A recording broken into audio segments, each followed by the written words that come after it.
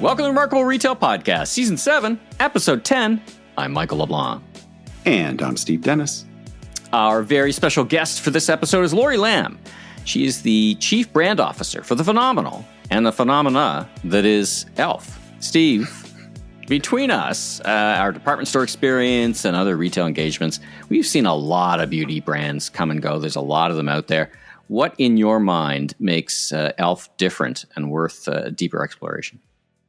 Well, I should probably save a little bit of that intrigue for the interview because we get into that. But I'll just say from a performance standpoint, it's quite, which we do talk a little bit about. We do talk about that a little bit as well. It's really hard to point to a brand in any category that has been as successful as these guys have been over the last 5 years or so. I mean, they've gone from being, kind of an also-ran little brand a decade ago to this powerhouse in financial performance, consumer performance.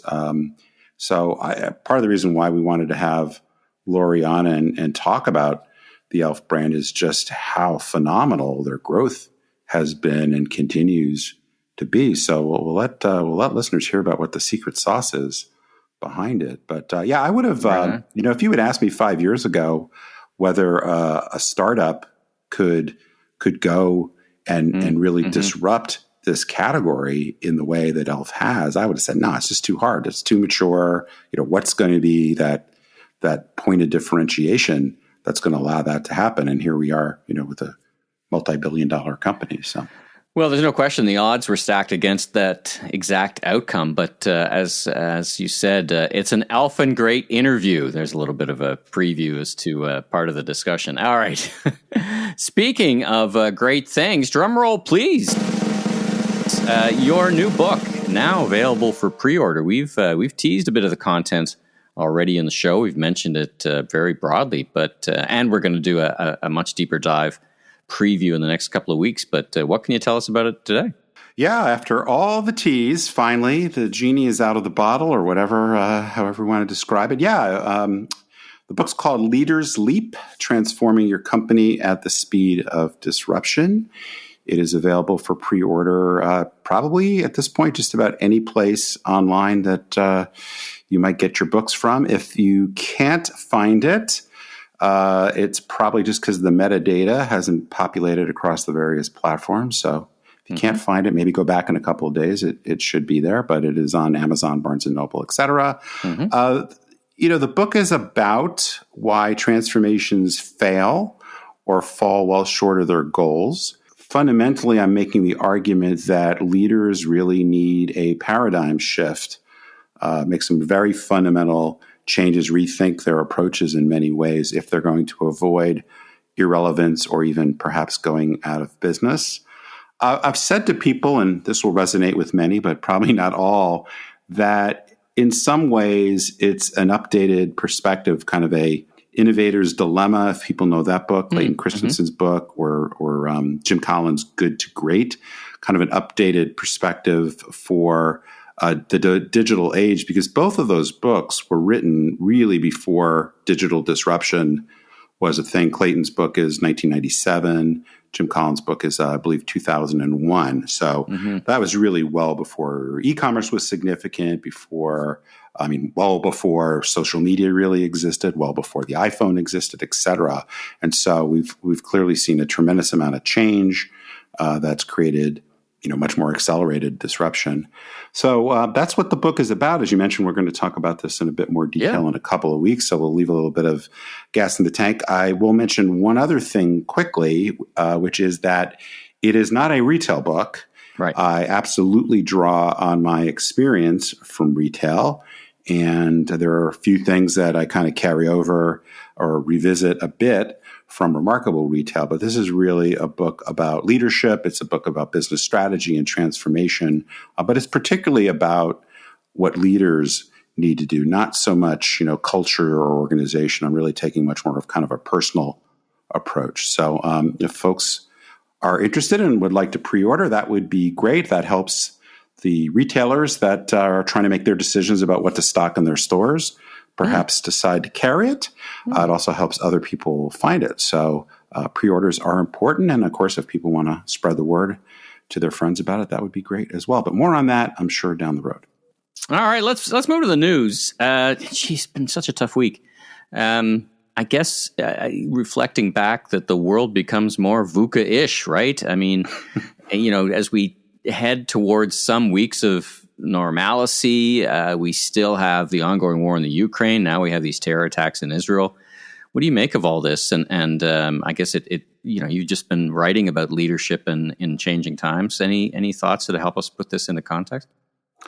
Well, I decided just to mention this briefly. So people who have read the book may remember that I talked about this concept of VUCA, which is an acronym that stands for volatile, uncertain, complex, and ambiguous. And the argument that I make, others have made, is that the world is just more volatile, uncertain, complex, and ambiguous than it was years ago. I did think, and I guess I was hoping, that part of what was going on as we think about, how to set forward strategy is that things were settling down a bit, not the war in Ukraine, but it actually looks like in the last few weeks, things have kind of tipped back in the other direction. Obviously, we have the horrible, horrible terror attacks in Israel, but economically, we talked about this a little bit last week, but it looked like, interest rates were starting to kind of flatten, but actually they've gone up. We talked last week about how they've popped up again. They've popped up again more this last week on probably a lot of this news. Still pretty uncertain inflation outlook. We got some more news on that this past week, and it's kind of mixed. In some cases, it looks like it suggests that inflation is being tamed. In other cases, it looks like it's still kind of flatlining. So maybe getting from that kind of 4% rate down to 2 might be a bit tougher. In the U.S. in particular, we've got this government chaos. I mean, it's just unbelievable what's going on. We can't govern at all in the federal government because the Republicans are having a hard time finding anybody who wants to be Speaker of the House. Now, with any luck, by the time people listen to this episode, that'll be sorted out. But in the next few weeks, we're risking another government shutdown because the agreement that was reached a couple weeks ago was only a 45-day agreement. So we're going to be doing this all over again prior to the end of November, I guess. And then the UAW, United Auto Workers strike, which has been fairly limited, has been expanded.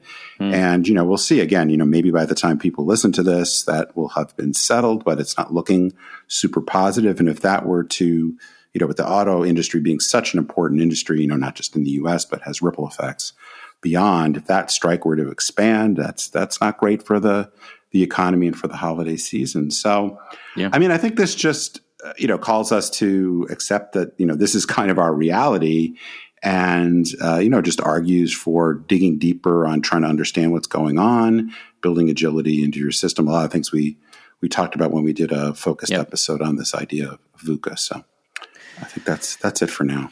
Let's talk about mall traffic, speaking of physical retail. So Placer, our friends at Placer AI, had some interesting traffic data talking about visits to indoor malls declining. But I think there's more to it than that. What do you well, interested to get your perception about what could drive a decline in mall traffic? Well, as we think about intellectual property, we've got the wobbly unicorn segment. Perhaps we should have the "I told you so" segment because I think this is interesting. But this was another one of these narratives that had had emerged, I guess, in the past year. That malls are back, and I'm like, I don't know. Well, what the Placer data shows is that store visits or trips to indoor malls declined 4.8% year over year in August. And then was even worse, 8.7% decline in September. So, you could look at this and say that, the comparisons last year were more about, people kind of getting back out there post-COVID kind of thing. Or, one of the things I wondered about, and their data does not highlight this, is, there was this Barbenheimer effect and Huge. It was really hot. And so I do think some of the July data, perhaps was, inflated a little bit about that. But what might be the savior though for indoor malls? The savior for the NFL at the same time is As all roads really lead to Taylor Swift or They Beyonce. all do. They all do. So the Taylor movie, I believe, just opened today, I think, as we're recording this on Friday. But who knows? Maybe that'll drive some traffic back to malls. But that doesn't necessarily mean they're going to shop. Reminder, dwell time does not equal sales. There you go. An important public service announcement. Let's talk about IP Fever. We had some fun with IP Fever. But the folks at Birkenstock who did theirs this week, we talked about in the last episode, they seem to have tripped over their sock in Birkenstock feet because it ain't going so well. Birkenstock went public this past week. They were seeking a $9 billion valuation, but the stock closed the first day well below, I think about 15% below the targeted opening price, and has also been trending down-ish over the last few days.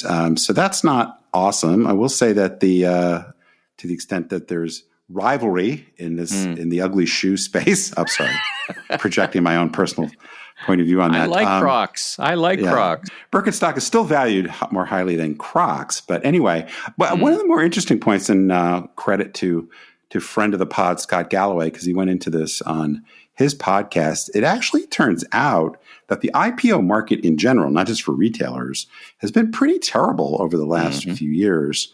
We had talked multiple times about some of the retail disruptors and how their stocks are down 70, 80, 90%. So that's an obvious point specific to retail. But if you look more broadly, IPOs over the last several years have performed well below the overall stock market. And so, where I think it used to be more of a way to really, get capital to support growth, maybe it's a bit more of investors and others taking money off the table. And then the more, everyday investor gets left holding the bag. Let's talk about some DTC stuff, and not in the unicorn way, but just in the way they go to market. The two pieces of news I wanted you to comment on. First of all, our friends at Container Store are doubling down on DTC brands because they see them as a way to bring freshness onto the shelves. But at the same time, not that they're the same models, but Showfields, who we also mentioned last show, had closed a couple of stores, went into Chapter 11. So what are we learning here about the state of retail and presenting products? Because I think there's the obvious things that DTC is struggling to find that path to consumers, but I think there's some more important lessons, perhaps. I mean, the Container Store thing is particularly interesting because they're going so aggressively into adding, dozens of these, DTC newish brands to their assortment. They're also, I don't know that we mentioned this on the podcast, but the Citizenry, which is a brand we had the founders on a while back, they're not only having some of their products being expanded across all the Container Stores, but they're also doing a shop-in-shop concept as well. But there are many, many more brands that the Container Store is adding. What I think is, what often has happened over the last few years with really multiple retailers is the retailer can benefit from having some of these newer brands because they provide a strong point of differentiation, particularly if the brands are not widely distributed in physical retail. So from a competitive differentiation point of view, here's uniqueness, here's innovation, here's some degree of proprietary position you can get by carrying these newer distinctive brands. From the brand standpoint, the DTC brand standpoint, here's a way to get validation from a bigger company. Here's a way to expand your sales distribution. Yeah. Sure. And so I think done right, it can be a really powerful combination. So I think it's just more evidence that it's pretty hard for particularly the smaller digitally native type brands to grow solely through their own controlled distribution channels.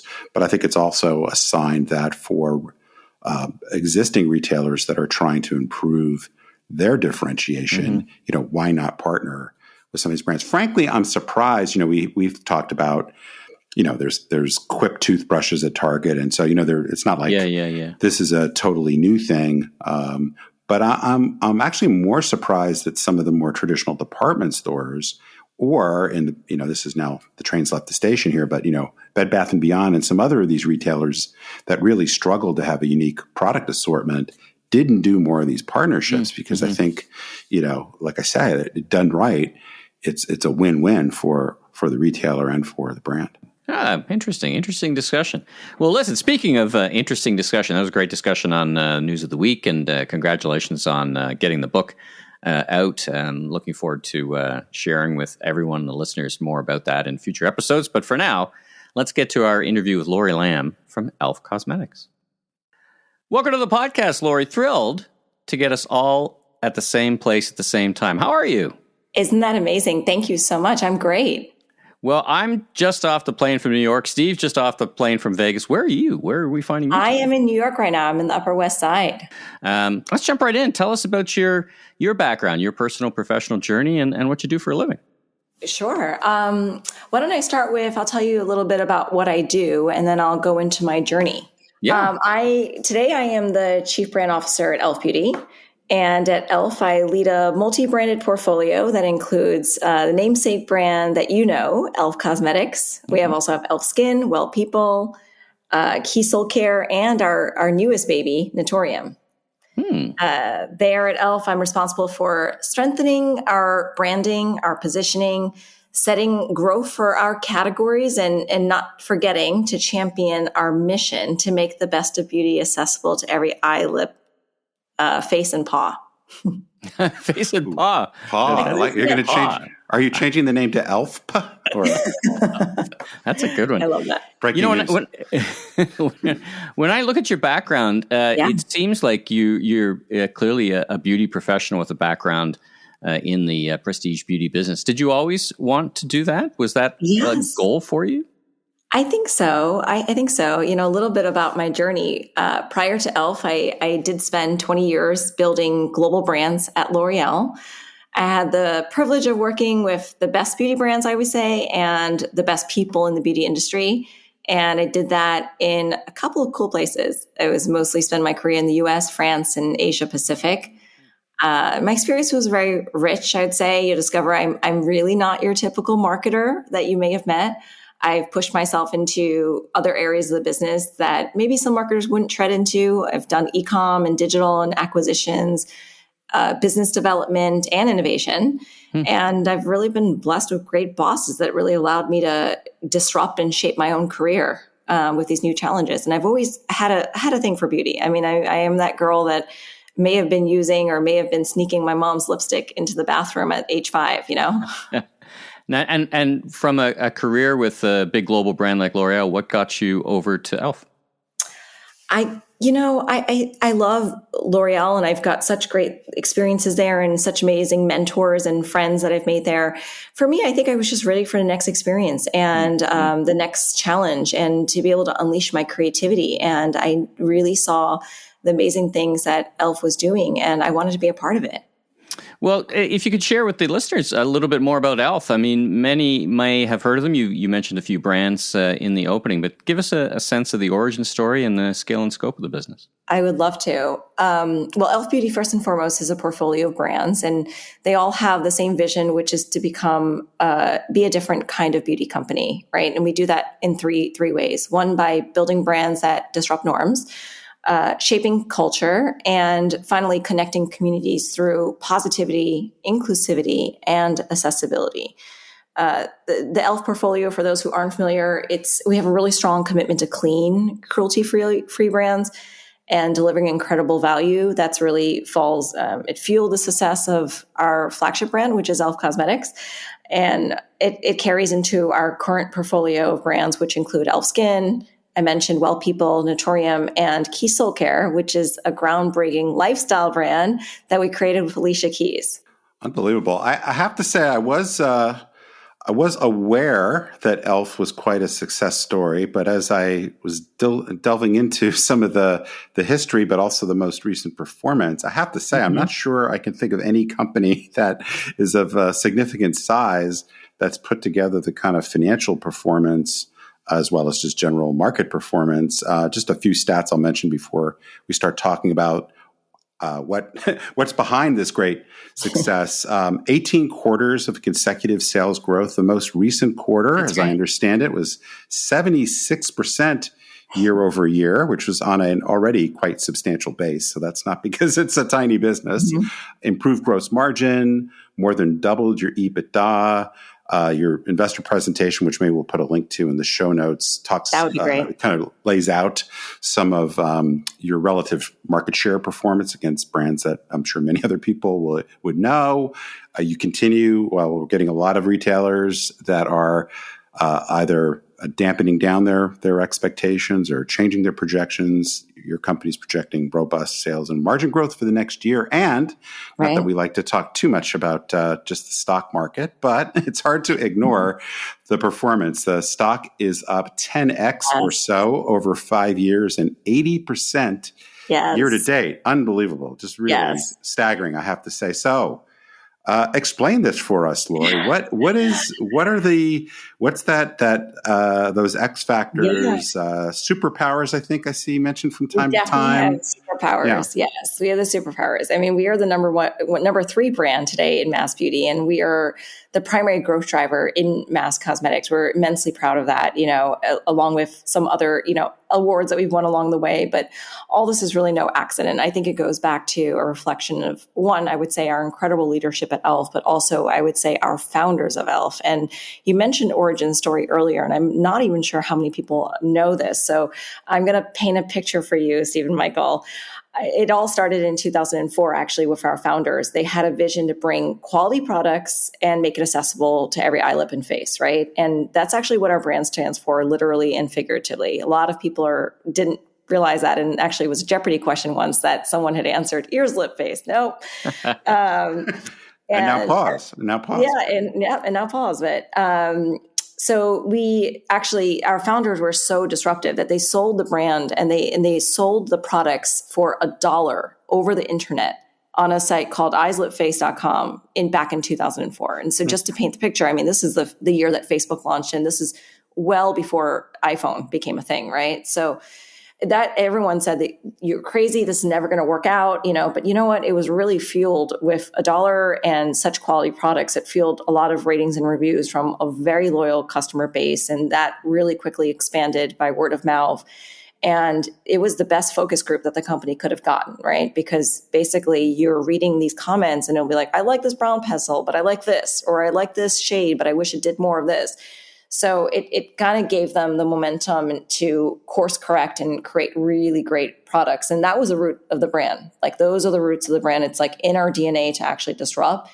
And I think that is such a critical part to the success that we're having today, because the founders unlocked the power of digital and building virality long before other brands did. And so it's in our DNA to sort of stay connected to our consumers. I think really that's a fundamental part to the success that you see today in the performance.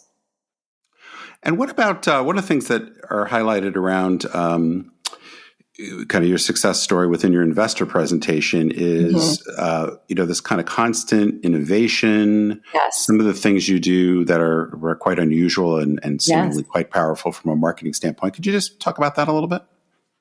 Yeah, I'll just speak to e.l.f. Cosmetics for a second here, but we have some strategic imperatives, and if you will, they're guiding lights on what we want to put out to do, or seek out to do. But our value proposition is really tied to our powerhouse innovation. We, just like our founders, take the best in beauty and make it accessible to everyone. And we are the number 1 product in mass beauty today is actually our Power Grip Primer. It is an incredible primer that women use to set makeup, or women and men use to set their makeup for long-lasting wear with a dewy finish. And it's $10. $10 when you consider that the prestige comparable is actually $38. So as a consumer, you can practically get 4 for the price of 1. Yeah. And that's incredible value that we're delivering to the consumer today, especially in these economic times. And I think that's a major part of our success, but also our innovation approach is so clear, and our strategy is really to build out these growing and sustaining product franchises like a Power Grip Primer. And that's just one example, but we have many, many more with our Halo Glow face products, our Putty franchise, our Camo Concealer franchise, and it just keeps growing, and we're going to continue to build more so these franchises don't feel lonely. Yeah. I was really, I guess I was aware of your brand certainly, but beauty category is not something I spend a ton of time in. And so digging into some of the price points, I was really astounded by the price points you're able you're able to hit. Let's also talk a little bit about your company's commitment to diversity, equity, and inclusion. That seems to be a big part of your marketing strategy, and I guess just kind of essentially the values behind the brand. It's such a big part of it. I mean, we are a different kind of beauty company, period. And e.l.f. is really inherently a purpose-driven company. We encourage self-expression, we empower others, we embody our ethics, and we really encourage and strive everyone to do the right thing for our planet and our furry friends. So you'd mentioned before our earnings report, but I also feel we should be sharing our impact report with others because we've been making a lot of big strides to diversity and our commitment to DEI. And one of the things that I'm most proud of as an Asian American female is that e.l.f. is actually one of only 4 publicly traded companies in the US out of 4,200 that have a board of directors that has 2/3 women and is 1/3 diverse. It is so remarkable because we are really making a commitment to be diverse, not just with your words. I think that's easy, but really through our actions. And we don't stop there. And we believe it's really important that our team reflects our communities, the communities that we serve with our products. So, even amongst our own internal teams and our employees, we're 75% women. We're over 40% diverse. And we have over 65% of our workforce is sort of in that Gen Z and millennial area, and it's a reflection of our community that's helping to drive our growth. We want to make sure that people who are in the seats of decision-making power are reflecting the individuals that are buying our products and the community that we serve. Let's shift gears for a little bit. That's a nice segue, actually, for talking about brand and brand strategy into talking about your consumers. Let's talk about them for a bit. And I guess the frame overall is, let's talk first of all about the unique challenges and opportunities in serving a teen audience, and then at the same time, in conjunction, playing in the kind of mass segments as you are. So set the frame for us a little bit about who's buying your product and what are the challenges and opportunities. I'd love to. I see really, I know you just said challenges, but I really see nothing but opportunities, Stephen Michael. I mean, e.l.f. Piper Sandler actually just released its 46th annual, semi-annual actually, Taking Stock with Teens survey. And there is so much for us to e.l.f.ing celebrate. I'm not going to curse, so I say e.l.f.ing. We drop e.l.f. bombs here. I was waiting for that. So, we are so proud because for 4 consecutive seasons, we're actually the number one brand. We're the number one preferred brand among teens. And we gained 13 points of mind share year over year among favorite cosmetic brands, among all incomes. So we've got so much to be proud of. We're top 10 in skincare, and so yes, we do have, we definitely have a lot of multi-generational appeal, but it's for sure, we know that we have a very deeply rooted Gen Z audience and community. And thank goodness, to be honest with you. That's why I say opportunities, because Gen Z has been very vocal. And I think that it's been so good for a brand like ours that really leans in and listens to and I say glistens because of our products that we have. We glisten to our community. And every action that we take is really fueled by what our community wants, needs, and desires. And boy, are they vocal. Actually, one of our launches, just to bring it back to what you were saying about value proposition earlier, our launch has just dropped yesterday, is a lip oil that we're having for $8. So if you want that ultra glossy tinted lip, I know you guys want that, right? Yeah. Nourished, I live for this. I know you do. I know you do. I live for dewy. That's one of my favorite words. Dewy Dewy glossy, or smoky? I'm always dewy, confused. glossy, smoky, hydrated. I got you guys covered. Yeah. But this lip oil was driven by our community. It was Gen Z who was pounding, I say pounding the pavement, but they were pounding our social pages, telling us in every single conversation, we want lip oil. We want lip oil. And so we delivered. Again, you've created a nice segue for me into talking about social media, which is so important. I mean, right in the genesis of the brand, really. So two-part question. Part one is how you're using platforms like TikTok to drive success. And the second question, maybe a little more complex, is social media isn't all positive. You're in the appearance business. You're dealing with young people, and how do you manage, it's not always a great place, right, outside of the context of what you do. So just talk about those two things and social media and your your clients and shoppers? Yeah, I think social media has been such a great tool for us, right? We work, we obviously have a very, very strong fan base. Every single day we wake up and we have an orbit of 15 million consumers who are talking to us, in some way, shape, or form. Either it's on social or they're sending us an email. And I can tell you right now that everyone in the C-suite at e.l.f. actually reads every single email that comes through from our community. We feel it's important. We respond to them. We want to make sure that they're heard. And so social media obviously is a very powerful tool for us. We've created an orbit of people who want to be around us and want to share our e.l.fluence. That's another word I'm going to throw in there. Nice. All right. We're going to have to limit you to the puns, though. You're going to have a counter for me. And, TikTok has been obviously a big driver for our success. We just hit 1 million followers. We're very excited about that. And when we even hit 1 million in our community, what we did was we celebrated for our community, not by saying, hey, we hit 1 million, but it was more about, we're going to give back to you because you give back to us. So we actually brought back a fan favorite product of theirs, which was Jelly Pop Primer. It nearly broke our website. It nearly broke Ulta's website, but it was really amazing. Our fans go to great lengths, and we love having this community with us on social media. We've dived into that pretty deep. We typically lean in and we don't wait for signals to tell us where to be. We just are where our community is. And I think this segues to your next question, which is about, social media. Sometimes there could be a risk, right? Or it's not always a very positive place. I think for us, e.l.f., we've always taken a very authentic tone. We're always looking for new ways to be part of the conversation. And I think for us, what's most important is to be authentic. And I think that's all we can do, right?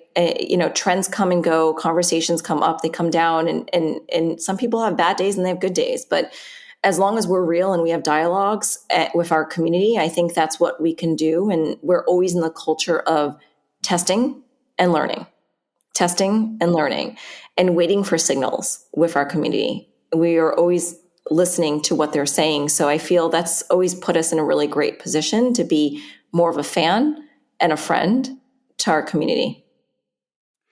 Well, I think there's a lot of great lessons there for our audience. I'm wondering if we could talk just for a moment or two about, I guess, kind of category by category product strategies, because obviously you've got, a number of different kind of consumer segments, but you've also got a number of different product categories. As you think about, and now this portfolio of brands, are there fundamentally different kinds of things you do to really sort out the strategies for the different sub-brands or the different product segments?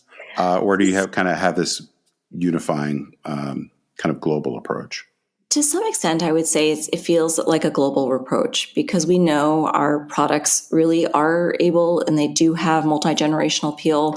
We know that today we have leadership positions in several categories, and we want to make sure that we kind of play into that. We have leadership positions today across eyebrow, setting sprays, brushes, highlight and contour. Again, Steve and Michael, I know those are your categories, right? I mean, if you saw me right now, I'm just surrounded by so much product. It's crazy. These are categories that our community really loves. And I think one of the things, I might have mentioned this a little bit earlier, but our value proposition is so tied to our powerhouse innovation. But what we do with our products is our approach has always been to build growing and sustaining product franchises instead of one and done launches. So what we do is when we launch something and we see that our community is responding really well, or it goes viral right off the bat, and it becomes something where we realize we've got a winning formula here, we've got a great price, our community is telling us we love it, we build on it. And we continue to build on that franchise in that category until it becomes a category lead, like I just mentioned, in those categories that we have. So as we launch new innovations within each franchise, that franchise grows. And we believe that's really a source of our competitive advantage, because we're not dependent on, proliferating SKUs just to anniversary launches. We're actually just building franchises and things that our community loves. Well, obviously it's working pretty well so far. So I guess rinse and repeat to a certain degree, right? I'm wondering, I guess just kind of thinking more from a leadership standpoint. Mm-hmm. You've obviously had a great career at a couple of different very powerful organizations. If you had to impart either a particular experience or learning or case study that you think really informed your success and has really kind of propelled your leadership style, is something top of mind for you? Yeah, I think especially I would share this one especially because of e.l.f. I mean, I have so much. I mean, how much time do you have? But I will focus on one, which is I think one fundamental part that I've always leaned into is take risk. And take risk fairly early in your career and take risk in your beliefs as, I'm a marketer. So, a lot of what I do and a lot of what I think e.l.f. does really well is leans into our community. And we build constellations, if you will, based off of things that are driven off, in art and science, right? It's part gut, but it's also part what you see. So we have a 4-part formula. And the first part of our formula is really to lean in and listen to what your community is telling you. And because some of us are not just born risk takers, we have to kind of have something that guides us and points us in the right direction. And then the second piece I would say as a case study, if I would build, is this recipe that's first and foremost, lean in. Second, put your head in the stars, dream big on what you can do, and then put your feet on the ground and make sure that you have, if you will, the insights and what you can to propel your mission forward, right? And find the right people to do that with, and force multiply with partners. And that's what e.l.f. does really well. Whether it be with a brand-on-brand collaboration or our agency partners who are essentially just an extension of the e.l.f. family. And then the ability to move at e.l.f. speed is a really important one, because otherwise you're just standing still with an insight and a gut instinct and something that you think you could be driving forward, but you got to move really fast. And I think all of that comes into being really bold and taking risk.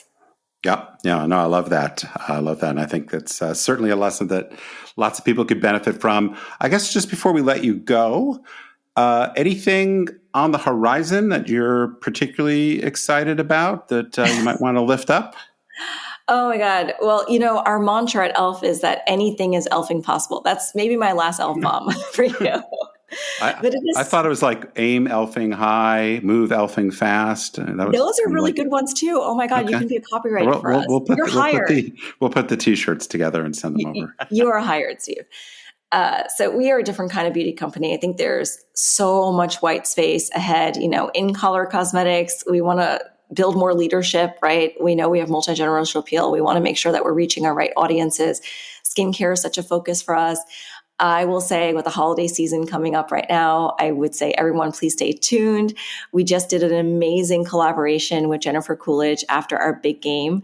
And we went back in a second time with Jennifer because, as you can imagine, she is an amazing artist and she just riffs. And during our big game shoot, she just sat at the vanity table and she put on a lipstick and she said, if I could name a lipstick, it would be, and she said the name would be Swollen or Dirty Pillows. And that to us was like a huge bat signal, right? When Queen Coolidge tells you what a lipstick shade should be, you move on that, right? You move at that e.l.f. speed. So we quickly knew that we had to make that happen for her. And we did. And we did it in like under 6 months. And we put it out there. And the lip kit was really important for us to bring back to what I mentioned earlier at the start of this, which is we've got to deliver value to our community. And so we priced it strategically at $25 to make sure it was accessible. And this is a super luxe 4-piece kit. We sold out in less than 2 hours. And so one thing that I'll leave all your viewers with is stay tuned, because we are working behind the scenes right now at e.l.f. Speed to furiously restock this for our community. They are so excited and overwhelming excitement around the Jennifer Coolidge Dirty Pillows lip kit. And stay tuned for that. And I will say, stay tuned for a lot more, because we are not going to stop disrupting norms. We are not going to stop shaping culture. And we're certainly not going to stop connecting our communities with our amazing products. So, wow. Well, that's a great tease. So we'll leave it there. But I love the conversation. I hope for our audience, if they knew the e.l.f. brand, they got a little bit of a peek under the curtain, or whatever the expression is. And if you don't know the e.l.f. brand, as a consumer or as a business strategist, brand professional, whatever you might be, there's so many great lessons there. Laurie Lam, thanks so much for joining us on the Remarkable Retail Podcast. We wish you continued success, though I don't think you need any wishes from us for that to happen. Seems like you're doing just fine on your own. But thanks so much for joining us. Thank you so much for having me. If you like what you heard, please follow us on Apple, Spotify, or your favorite podcast platform so you can catch up with all our great episodes, including renowned author, entrepreneur, and leadership teacher Seth Godin, talking about his incredibly timely and urgent book, The Song of Significance, a new manifesto for teams. And be sure and drop us that 5-star review where you listen to your podcasts. It really helps us spread the word. And I'm Steve Dennis, strategy and innovation consultant, keynote speaker, and author of the best-selling book, Remarkable Retail, How to Win and Keep Customers in the Age of Disruption. You can learn more about me at stephenpdennis.com, and be sure to follow me on LinkedIn, Twitter, Threads, and Instagram. And I'm Michael LeBlanc, consumer retail growth consultant, keynote speaker, producer, and host of a series of retail trade podcasts, including this one. You can learn more about me on LinkedIn. Safe travels, everybody.